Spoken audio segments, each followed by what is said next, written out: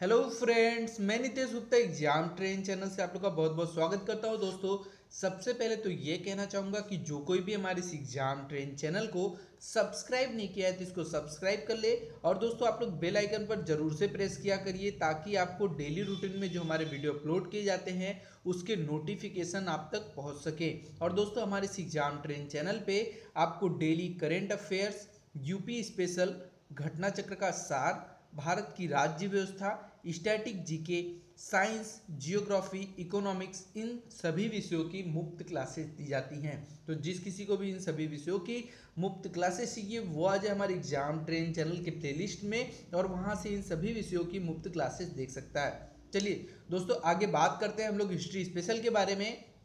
आज का हमारा पार्ट है 67 नंबर का पार्ट, इसको हम लोग कवर करने वाले हैं। और आज के हम टॉपिक की बात करें तो हमारा टॉपिक है देसी रियासतें। मोस्ट इंपॉर्टेंट टॉपिक है, एग्जाम में बहुत से क्वेश्चन आते हैं इससे, देसी रियासतें से।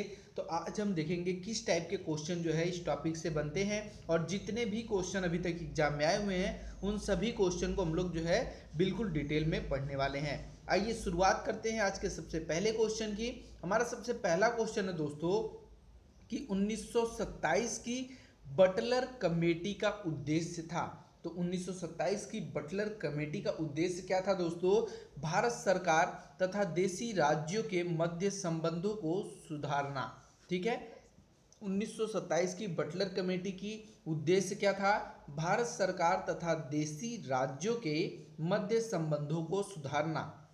दोस्तों, बात करें अगर हम लोग बटलर समिति का, तो इसका गठन जो है 1927 में किया गया था। इसे भारतीय रियासत समिति भी कहते हैं। क्या कहते हैं? भारतीय रियासत समिति या फिर 1927 की बटलर कमेटी। ठीक है, और इसका उद्देश्य की बात करें तो दोस्तों भारत सरकार तथा भारतीय रियासतों के बीच संबंधों की जांच करना तथा ब्रिटिश भारत और भारतीय रियासतों के बीच आर्थिक एवं वित्तीय संबंधों को सुधारने हेतु सिफारिश करना था। ठीक है, भारतीय नरेशों ने एक सुप्रसिद्ध वकील सर लेजली स्कॉट, कौन? सर लेजली स्कॉट को कमेटी के सम्मुख उनका दृष्टिकोण प्रस्तुत करने के लिए नियुक्त किया था। बटलर कमेटी, बटलर समिति जो था यह बटलर कमेटी, ठीक है, इसका जो है इसका दृष्टिकोण प्रस्तुत करने के लिए लेजली स्कॉट जी को जो है, सुप्रसिद्ध वकील हैं जो कि इन्हें जो है उनकी उसके सम्मुख रखा गया था। और दोस्तों, लेजली स्कॉट का यह तर्क था कि प्रत्येक रियासत आरंभ में स्वतंत्र थी और इसलिए वह स्वतंत्र है केवल उस सीमा तक नहीं जहां उसने अपनी प्रभुसत्ता क्राउन को दे दी है, अर्थात शेषाधिकार भारतीय रियासतों के पास है। ठीक है, चलिए बात करते हैं अगले क्वेश्चन की। हमारा अगला क्वेश्चन है कि all India state people's conference का गठन कब हुआ? तो दोस्तों 1927 में हुआ था। ठीक है, all India states people conference का गठन जो है 1927 में हुआ था। दिसंबर 1927 में अखिल भारतीय राज्य जन कॉन्फ्रेंस, बोले तो all India state people's conference का आयोजन किया गया। इसमें विभिन्न रियासतों से आए 700 से अधिक राजनीतिक कार्यकर्ताओं ने भाग लिया। बलवंत राम मेहता, मणिलाल कोठारी और जी.आर. अभ्यंकर ने इसके आयोजन में महत्वपूर्ण भूमिका निभाई थी। ठीक है, तो आप लोग को पता होगा इन लोग का नाम, ठीक है, क्योंकि ये लोग हिस्ट्री में बहुत ही फेमस रह चुके हैं, बलवंत राय मेहता जी और मणिलाल कोठारी और जी.आर. अभ्यंकर। चलिए बात करते हैं अगले क्वेश्चन की। हमारा अगला क्वेश्चन है, कौन 1939 में भारत Prajamandal all India state people's conference के अध्यक्ष थे? तो दोस्तों इसके अध्यक्ष जो हैं जवाहरलाल नेहरू जी थे। ठीक है, ब्रिटिश भारत तथा रजवाड़ों के राजनीतिक संघर्षों के साझे राष्ट्रीय लक्ष्यों को सामने रखने के लिए जवाहरलाल नेहरू ने 1939 में भारत प्रजामंडल, बोले तो all India states people conference का अध्यक्ष चुना गया था। किसको? तो जवाहरलाल नेहरू जी को। ठीक है, चलिए बढ़ते हैं अगले क्वेश्चन की तरफ। हमारा अगला क्वेश्चन है कि राज्यों का विलयीकरण जिनके नेतृत्व में हुआ वे थे। तो कौन था, किनके नेतृत्व में राज्यों का विलयीकरण हुआ था? मोस्ट इंपॉर्टेंट टॉपिक है, मोस्ट इंपॉर्टेंट क्वेश्चन है। ठीक है, हम लोग पढ़ रहे हैं इस समय देसी रियासतें और यही है इसका मेन जो है मुख्य कार्यक्रम और मुख्य क्वेश्चन राज्यों का विलयीकरण जिनके नेतृत्व में हुआ वे थे, तो कौन थे दोस्तों? सरदार पटेल जी। इन्हीं के नेतृत्व में तो राज्यों का विलयीकरण हुआ था। राष्ट्रीय अस्थायी सरकार में पटेल रियासती विभाग के कार्यवाहक थे और इन्हीं के नेतृत्व में ही भारतीय संघ में विभिन्न रियासतों का विलय हुआ था। ठीक है, अगला क्वेश्चन हमारा है कि भारतीय संघ में रजवाड़ों का विलय अधिकाधिक किस सन में हुआ?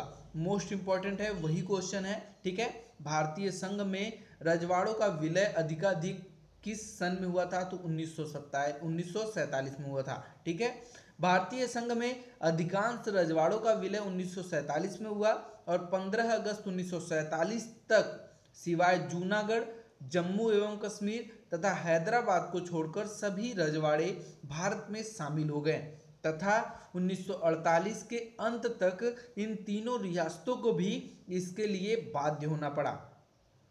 अंग्रेजी हुकूमत ने इन रियासतों को स्वाधीनता का दर्जा देकर बड़ी पेचीदी समस्या खड़ी कर दी थी, लेकिन राष्ट्रीय नेतृत्व ने विशेषकर सरदार वल्लभ भाई पटेल ने बड़ी समझदारी से सूझबूझ से इस समस्या को सुलझा दिया था। ठीक है, राष्ट्रीय अस्थायी सरकार में पटेल रियासती विभाग के कार्यवाहक थे। उन्होंने भारतीय रियासतों की देशभक्ति को ललकारा और उनसे अनुरोध किया कि वे भारतीय संघ में अपनी रक्षा, विदेशी मामले और संचार व्यवस्था को भारत के अधीनस्थ बनाकर सम्मिलित हो जाएं। उनके नेतृत्व में ही भारतीय संघ में विभिन्न रियासतों का विलय हुआ था। किसके नेतृत्व में? तो सरदार वल्लभ भाई पटेल के नेतृत्व में। ठीक है, चलिए बढ़ते हैं अगले क्वेश्चन की तरफ। हमारा अगला क्वेश्चन है कि अन्य रजवाड़ों के भारत में विलय के बाद भी किन 3 राज्यों ने भारत में शामिल होना विलंबित किया? तो दोस्तों जूनागढ़, हैदराबाद व जम्मू एवं कश्मीर। ठीक है, यह 3 राज्य थे। अगला क्वेश्चन हमारा है कि जम्मू एवं कश्मीर भारत का अभिन्न अंग बना, तो कब बना?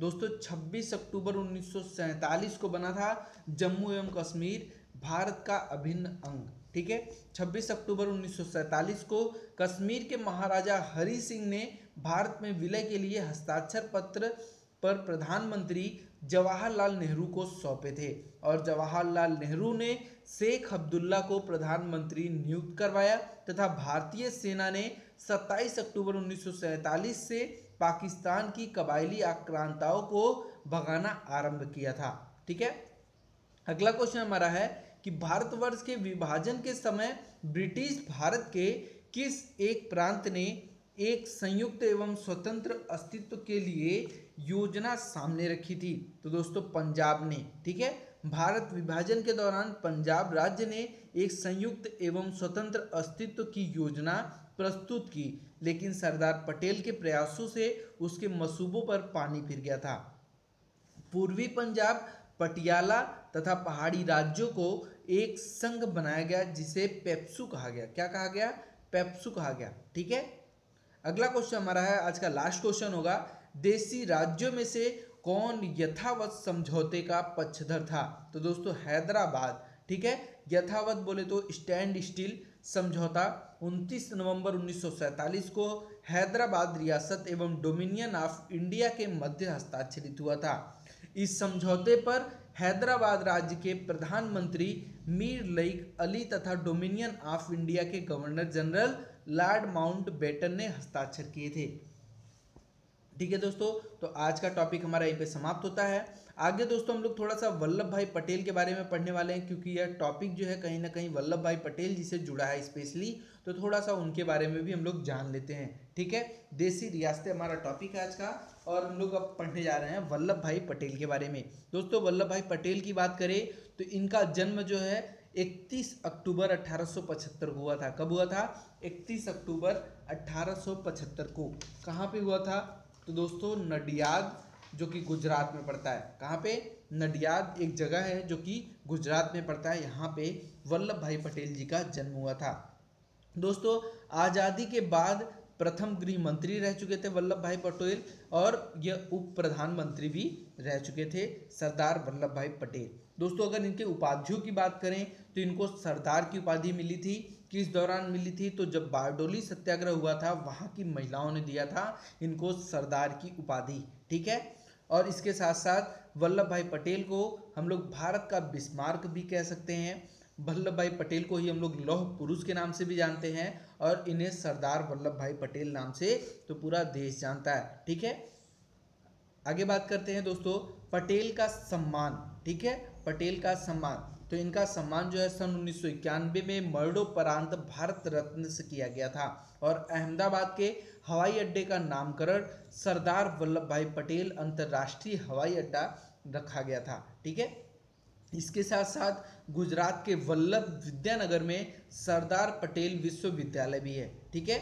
तो यह सब जो है वल्लभ भाई पटेल जी को, हमारे सरदार वल्लभ भाई पटेल जी को सम्मान जाता है। ठीक है। इसके साथ साथ इतना ही नहीं दोस्तों, सबसे बड़ी चीज़ है स्टैचू ऑफ यूनिटी के बारे में आप लोग सुने होंगे, जिसका निर्माण 31 अक्टूबर 2013 को शिलान्यास इसका रखा गया था। और दोस्तों इसकी स्थिति की बात करें कि यह कहाँ पे है, इससे मोस्ट इंपॉर्टेंट टॉपिक है। स्टैचू ऑफ यूनिटी अपने आप में खुद में एक बहुत बड़ा टॉपिक है। ठीक है। और मोस्ट इंपॉर्टेंट है, तो इससे बहुत से टाइप के क्वेश्चन बन सकते हैं, थोड़ा बहुत हम लोग भी देख लेते हैं। ठीक है। इसका अगर शिलान्यास एग्जाम में आ जाए कि इसका शिलान्यास कब किया गया, तो दोस्तों 31 अक्टूबर 2013 को किया गया। इसकी स्थिति की बात करें कि यह कहाँ पे स्थित है, तो साधु बेट नाम का जगह है, सरदार सरोवर बांध के निकट। ठीक है। गरुड़ेश्वरबाद, नर्मदा जिला, गुजरात, भारत में। ठीक है। गुजरात में यह जगह है जो है, यहाँ पे बनाई गई है स्टैचू ऑफ यूनिटी।